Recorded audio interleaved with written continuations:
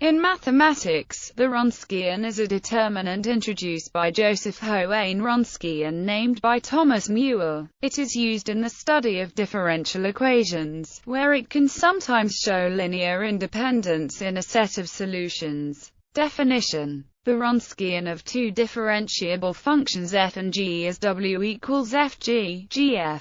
More generally, for n real or complex-valued functions f1, fn, which are n1 times differentiable on an interval I, the Wronskian w is a function on I as defined by that is. It is the determinant of the matrix constructed by placing the functions in the first row, the first derivative of each function in the second row, and so on through the th derivative, thus forming a square matrix, sometimes called a fundamental matrix. When the functions phi are solutions of a linear differential equation, the Wronskian can be found explicitly using Abel's identity, even if the functions phi are not known explicitly. The Wronskian and linear independence. If the functions phi are linearly dependent, then so are the columns of the Wronskian, as differentiation is a linear operation, so the Wronskian vanishes. Thus, the Wronskian can be used to show that a set of differentiable functions is linearly independent on an interval by showing that it does not vanish. Identically, a common misconception is that w equals 0 everywhere implies linear dependence.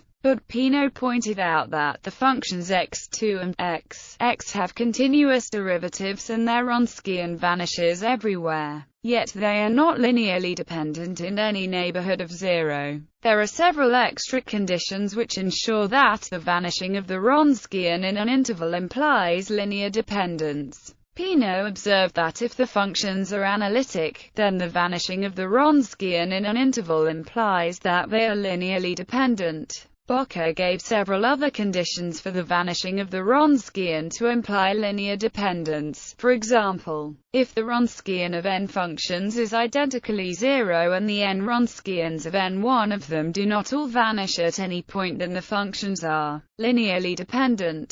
Wilson gave a more general condition that together with the vanishing of the Wronskian implies linear dependence. Over fields of positive characteristic P, the Wronskian may vanish even for linearly independent polynomials. For example, the Wronskian of xp(n1) is identically 0. Application to linear differential equations. In general, for a th-order linear differential equation, if solutions are known, the last one can be determined by using the Wronskian. Consider the second-order differential equation where a known functions of n is the yet-to-be-determined function. Let us call the two solutions of the equation and form their Wronskian, then differentiating and using the facts that obey the above differential equation shows that therefore, the Wronskian obeys a simple first-order differential equation and can be exactly solved. Now suppose that we know one of the solutions, say, then, by the definition of the Wronskian, obeys a first-order differential equation, and can be solved exactly. The method is easily generalized to higher-order equations.